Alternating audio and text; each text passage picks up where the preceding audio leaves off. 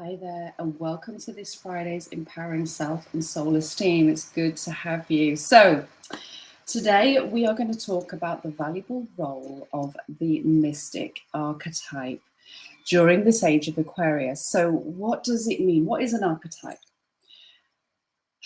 An archetype is, Carl Jung spoke about this originally. So, an archetype is a force, a power that really governs our way of being, like truly. We are literally like puppets. We kind of bounce around, kind of these they literally govern our actions, our relationships, our interactions, the way we relate. Everything we do is animated through an archetype that is within us. It's innate in us. Now, we are born, we come into this life with a certain amount of soul archetypes. These are ones also that, we're born and then we gather, we accumulate, they're always with us. They are the parts of us, our being, that attract like. So we attract people to us. We also, it's like a magnetic, it goes one way or the other, but they are animated in us. Okay, and then as we grow and evolve and develop and change our environment, because we also are infused in an environment, a country, a culture, psychically we accumulate these archetypes as well. They're not always chosen. In fact, they're rarely chosen. Truly, actually, I don't think they are chosen at all. They are just animated within us. It's like this, we are contracted to be here, and it's like a divine plan. It's just part of what we came here to do, how we came here to interact, what we came here to learn, and we get to move through these, and we relate through these ways. And the wonderful thing about archetypes, and I think it's so we are so ready to hear this, and because it just makes sense. It makes so much sense when you think about the archetypes and how they move through us and govern us, because we are in this age of Aquarius. And I don't know, I suspect you're a little bit like me in that I was a child. When I was a child, I came into kind of a Christian kind of, but not heavily religious background at all. I went to Sunday school, but it never really made sense to me. I was saying in the group this morning, there was this funny, I remember clearly, like, and Jehovah's Witnesses coming to the door, and I was confused. I was confused about religion, really, because why it just didn't make any sense. Why would I why should I feel shamed all the time? What am I being forgiven of? My sins? And from a child perspective, like, why am I just in this life to finish this life, and I'll really live, or all will be forgiven, and the real truth of being here is actually when we die and we pass on. That's when we're forgiven. It didn't make any sense. I remember saying, but what about this life? I want to live for this life. What's the point in being here if we're not living in this life? It made no sense. So I felt totally confused about the whole concept of religion, to the point that when we had children, my husband and I, we purposely, my husband grew up in a Catholic background, we purposely didn't have our children christened or baptized or whatever you want to call it. We just didn't, because it felt hypocritical to me to go and do that. So this was in my awareness very, very young. And what I'm seeing, the people that are in the group, the conversations I'm having with the ladies, we're all feeling this, because this is why we're here. This is part of our evolution. This is why we chose to be here at this time. We weren't going to follow, one man-made God. We just weren't. Don't get me wrong. When we look at the mystical side of religion, it's wonderful. It's everything. It's about truth. That makes absolute sense. I don't have to label it. So isn't it interesting that here we are in this the age of the Aquarius, where the truth, the mystical truth is all is one. We are all connected. Look at COVID. We are all connected. We're breathing the same air. We are on the same planet. Yes, we have different countries, etc., and different groups, and like many different ways are we tribally different in many ways. But the truth is, we are all one, and that is a huge concept to take on board. And this archetype of the mystic is an archetype that is in so many of us right now. We know this intuitively in our blood and bones. We know it. That the work for us is to see everyone is shining the same light. We are all here. We are all worthy and complete. We are all here for a purpose. We are all contracted to be here. We are here to move through something, to shine our light, to transcend something. And usually to help others, we go through our process in order to then help others. And it's so clear. It's so clear. It's just the truth. It just is. And when we realize that and align with that and get about the business of doing that, the inner work, taking full responsibility, even though we've been a victim, we get to take responsibility for that victim experience and be responsible for that. We came here for a reason. We get to be present. We get to be responsible. We take on all the sides of ourselves that are not so good. We don't have to, this patriarchal society where we're all blamed and shamed and all that nonsense that comes with that old religion. We are all worthy. We don't have anything to prove, truly. And this is our journey. This is the journey we're on. And it's so beautiful. Like, it just is what it is, and it's the truth. And so many of us are sharing this archetype of the mystic right now because it's helping us to step into being compassionate, to seeing that when we do the work, the real work, like really realize that this universe, this is our God, this is our connection. We're all the same, and being present and being conscious and in this extraordinary space of just grace.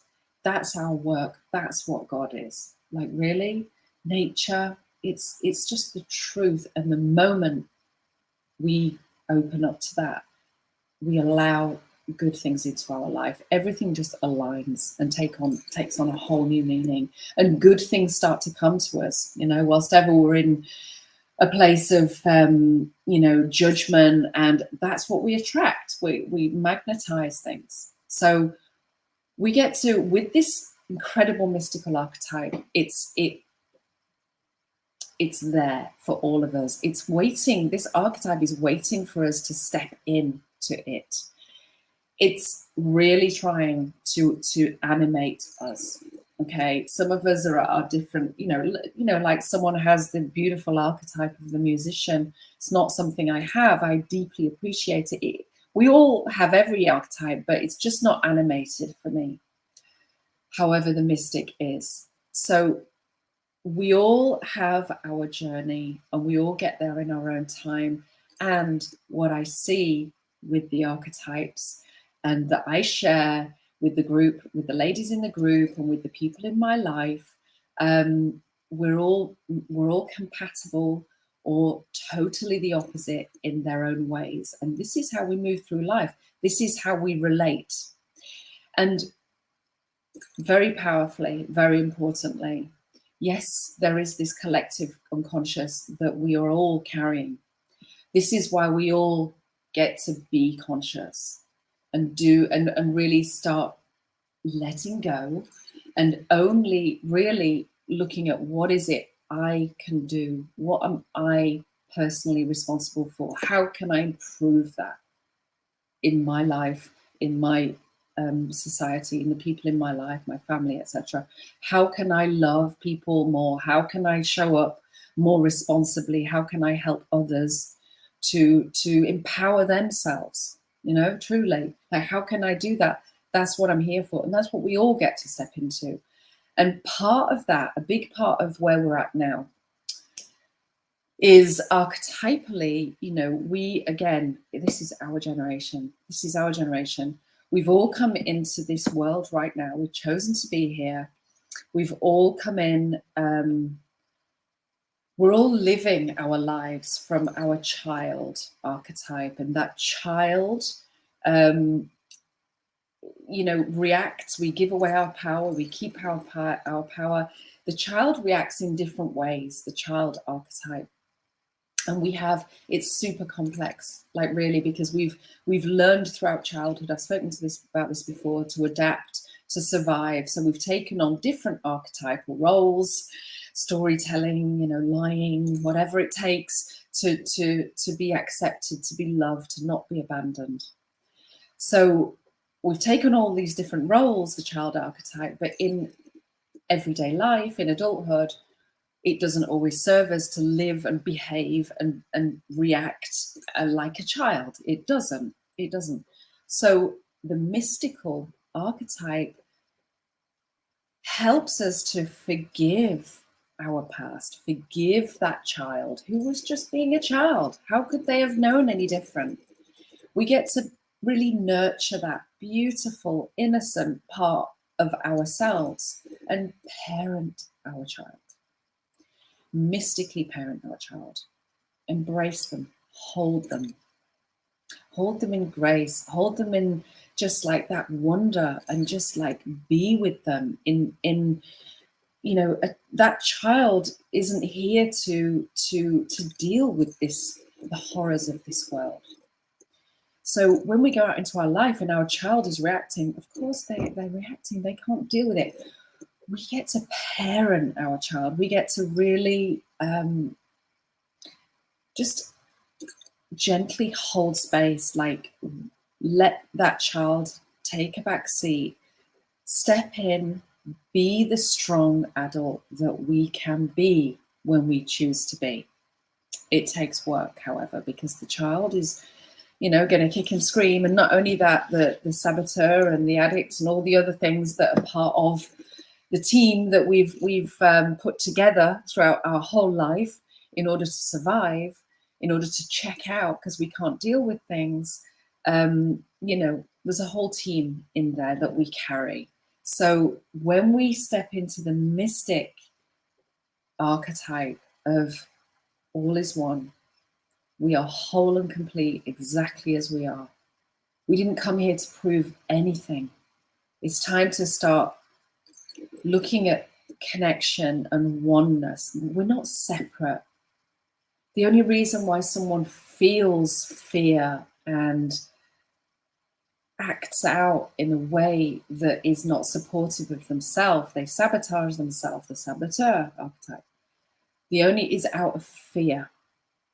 You know, when people are not seen and heard and understood and loved with compassion, then we stay in fear. So everything is a survival experience, and it doesn't have to be. Yes, this has gone on. This is psychically. We have carried this. This is collective. We are carrying so much of this weight psychically in terms of fear and pain and trauma. Look at us, we're just so divided in that way. Yet on the other side of that, when we really bring in this truth of all is one, when we really let go of the fact that we think that we're separate, because we're not, and we allow in the mystical truth that all is one, that's when true freedom happens. That's when everything just dissipates. That's when we truly come into alignment, and we know intrinsically, we know, in every cell of our being, we know that we are enough and we are whole and complete exactly as we are. So archetypes are powerful. I do a whole training on them. Go and look up this weekend. Go and look up the archetypes. Go and look up the mystical archetype. Go to my website and learn more about archetypes. They are powerful. They literally drive us. And when we want to change something in our karmic cycles, it's very difficult to change them when we are in this in these dynamics here on Earth. Truly, the great place to go and really transcend them and wholly accept, nurture our inner child, take responsibility for our struggles and these difficulties, addiction, whatever it is.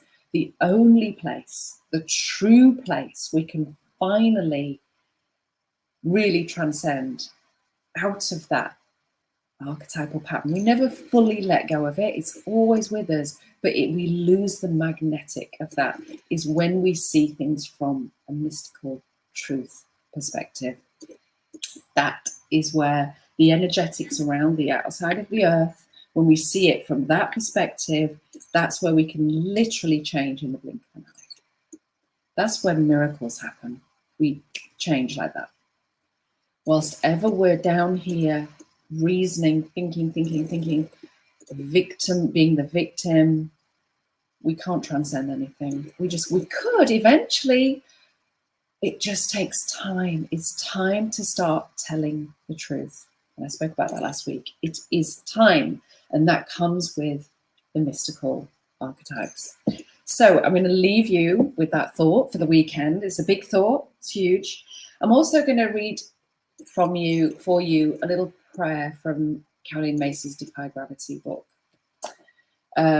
This is so good. This book is amazing. It's called A Prayer for Wisdom. I ask that the grace of wisdom guide me on my path. Let me respond with wisdom to the problems and challenges of my life, rather than with fear and hostility. Let me build a soul with stamina. So the stamina to absorb the grace of wisdom so that I may serve the whole of humanity with the actions of my life. Acknowledging, as I now do, that all I do, think, say, and feel influences the well-being of all life. See, we are one, and we can influence all of the being of our life, like really just by being present, just by being wholly responsible. And it's a tough call for some to really, really, from a victim place, feel wholly responsible. But the truth is, this life is not yours and not mine. It's for all of us. Like truly, we are in this together. We are all connected. We share all of these archetypes.